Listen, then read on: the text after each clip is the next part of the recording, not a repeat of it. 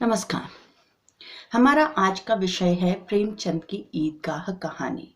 आज हम ईदगाह कहानी की तात्विक समीक्षा करने वाले हैं, यानी कहानी के तत्वों के आधार पर इस कहानी को परखेंगे, जांचेंगे। उसके लिए पहले हमें कहानी के तत्वों के बारे में जानकारी होनी चाहिए कि कहानी के आखिर कितने तत्व होते हैं और कौन कौन से होते हैं। तो मुख्यतः कहानी के 7 तत्व माने गए हैं। सबसे पहले कहानी का जो तत्व है वो आता है कथानक। कहानी का कथानक यानी कि प्लॉट। फिर आता है कथोपकथन। उसके बाद है पात्र और चरित्र चित्रण, देश काल तथा वातावरण, भाषा शैली और शीर्षक। लास्ट में आता है कहानी का उद्देश्य। जैसा कि हम सबको मालूम है कि यह कहानी प्रेमचंद की प्रतिनिधि कहानियों में से एक है। इस कहानी में प्रेमचंद ने बाल मनोविज्ञान का चित्रण किया है और ग्रामीण मुस्लिम जीवन को सुंदर तरीके से प्रस्तुत भी किया है। कहानी के तत्वों के आधार पर देखें तो सबसे पहला तत्व आता है कथानक। अगर कहानी का कथानक देखा जाए कि किस तरह का है, तो इसमें क्या है, एक नन्हा बच्चा है जो गरीबी और मुश्किलों की वजह से उम्र से पहले ही संवेदनशील है और बड़ों से भी ज्यादा समझदार है। वो कैसे अपनी बाल सुलभ लालसाओं और इच्छाओं पर काबू पाता है और मेले में दुनिया भर की ललचाने वाली चीजों को देखते हुए भी ऐसे माहौल में जिसमें कोई भी आसानी से बहक जाए, वो बच्चा अपने घर, अपनी गरीबी, अपनी दादी की जरूरत को याद रखता है। बुद्धिमान इतना है कि अपनी पूरी की पूरी पूंजी से दादी के लिए चिमटा ले लेता है और सबसे सुंदर और अच्छे खिलौने का भी उससे काम लेता है। यह कथानक बहुत ही भावुक है क्योंकि कहानी के अंत तक आते आते वो नन्हा बालक जो है वो एक बूढ़े का रोल अदा करता है और जो बुढ़िया दादी है वो एक नन्ही बालिका के रोल में आ जाती है। तो इतना मार्मिक कथानक किसी भी कहानी की सफलता का आधार होता है। कहानी का दूसरा तत्व आता है कथोपकथन। कथोपकथन को अगर संधि विच्छेद किया जाए तो इसका मतलब होगा कथन उपकथन, यानी कि संवाद। इंग्लिश में कहें तो डायलॉग, 2 या 2 से अधिक लोगों के बीच में होने वाली बातचीत। कथोपकथन की दृष्टि से यह कहानी विशेष है। प्रेमचंद जी ने जिस तरह से बच्चों के माध्यम से अपनी बातें कहलवाई हैं वो बहुत स्वाभाविक लगती हैं, ना कि बनावटी। उदाहरण के लिए देखें, मोहसिन ने हंसकर कहा, यह चिमटा क्यों लाया पगले, इसे क्या करेगा? हामिद, जरा अपना भिश्ती जमीन पर गिरा दो, सारी पसलियां चूर चूर हो जाएं बचा की। महमूद, तो यह चिमटा कोई खिलौना है? हामिद, खिलौना क्यों नहीं है, अभी कंधे पर रखा बंदूक हो गई, हाथ में ले लिया फकीरों का चिमटा हो गया, चाहूं तो इससे मंजीरे का काम ले सकता हूं, एक चिमटा जमा दूं तो तुम लोगों के सारे खिलौनों की जान निकल जाए। तुम्हारे खिलौने कितना ही जोर लगाएं, मेरे चिमटे का बाल भी बंका नहीं कर सकते। मेरा बहादुर शेर है चिमटा। कितना सहज संवाद है।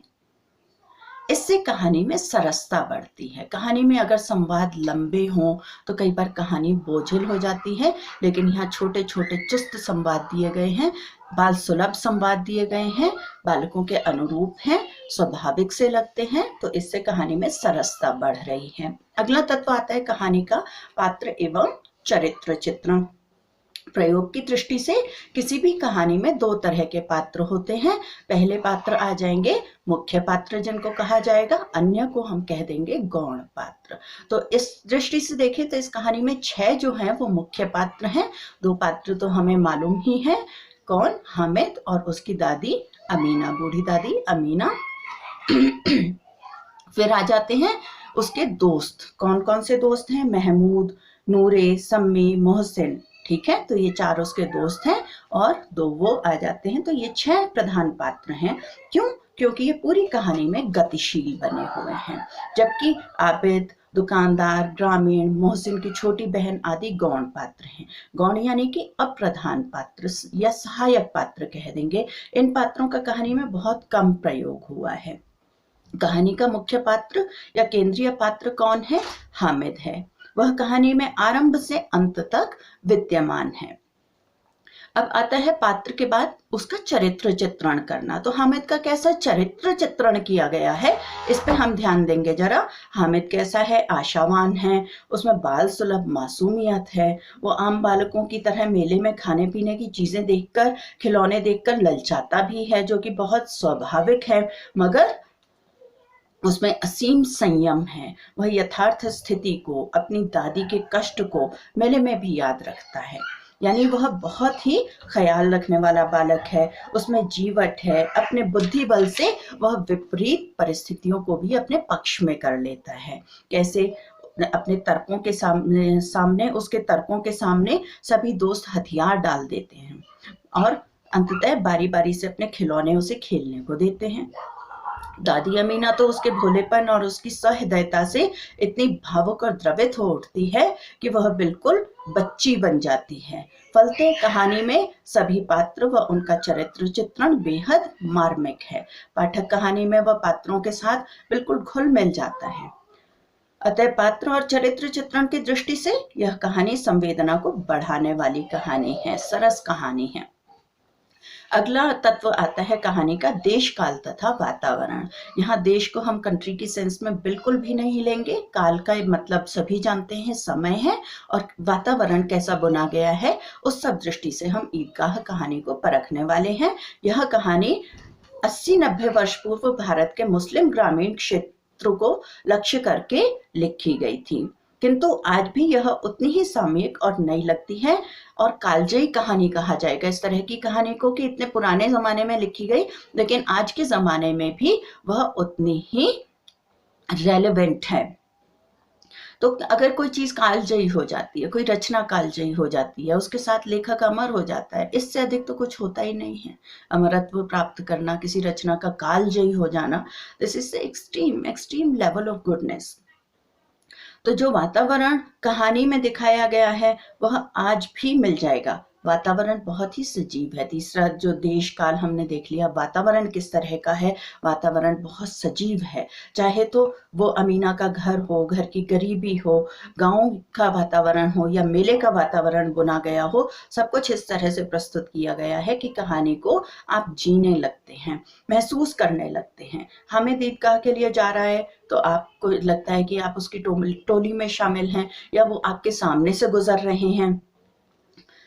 मेले का चित्रण किया गया है तो आपको लगता है कि जैसे आप उस मेले में हैं, मेले के दृश्य आपकी नजरों के सामने चलने लगते हैं। तो इस दृष्टि से देखें तो कहानी का वातावरण बहुत ही जीवंत है। कहानी की शुरुआत में ही कितना सुंदर वातावरण बुना गया है, प्रकृति चित्रण किया गया है, वो भी उत्साही बच्चे की नजर से, कि बच्चे किस तरह से उत्साहित हैं और प्रकृति को देख रहे हैं। देखें जरा एग्जाम्पल इसका, क्योंकि ये बाल मनोविज्ञान से संबंधित कहानी है तो सब कुछ बच्चों की दृष्टि से रखा गया है, लिखा गया है। देखें, रमजान के पूरे 30 रोजों के बाद ईद आई है।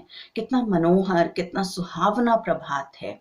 वृक्षों पर कुछ अजीब हरियाली है, खेतों में कुछ अजीब रौनक है, आसमान पर कुछ अजीब लालिमा है।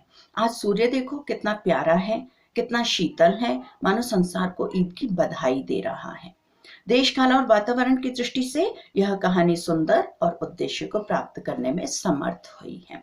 अगला तत्व है कहानी का भाषा शैली। बहुत ही सरल और सहज और आम बोलचाल की भाषा का प्रयोग करते हैं प्रेमचंद।